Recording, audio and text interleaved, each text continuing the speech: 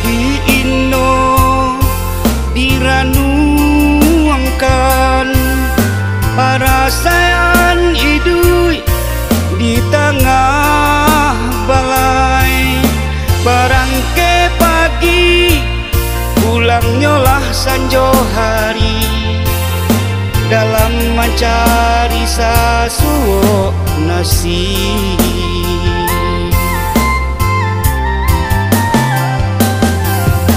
Di pasarayang tampe usaho mangale majojong sampai nan batoko. Di kaki limo nan lah rami pulo bahu jan bapane itu biasa.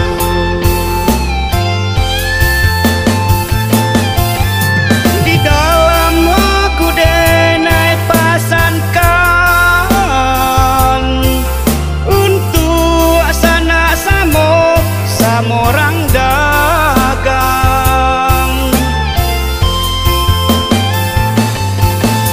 Raso pare setolong pakaikan lama di awak katujuh de urang dan sampai sanang mencaliak nan susah dan pulo susah mencaliak nan sanang. Sayo sakato mencari rezeki penyambung hidup kemudian hari.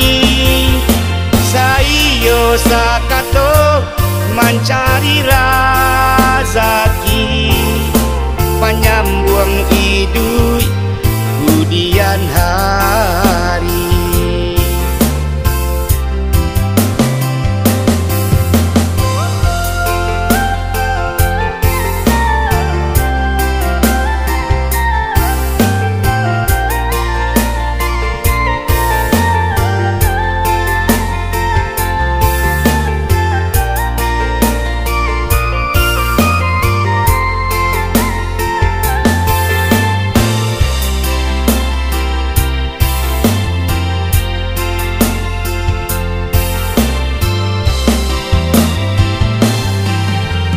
Pasarayang tampe usaho mangale bajojong sampai nan batoko.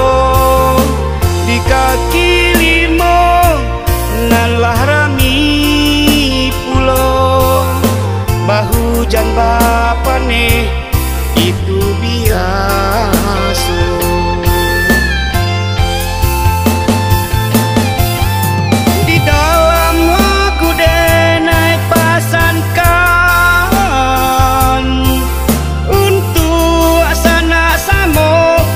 Orang dagang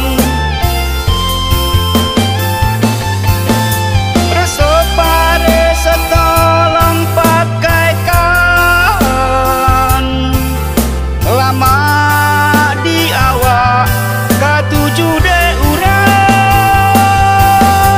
dan sampai sanang mencaliak nan susah dan pulo susah mencaliak nan sanang.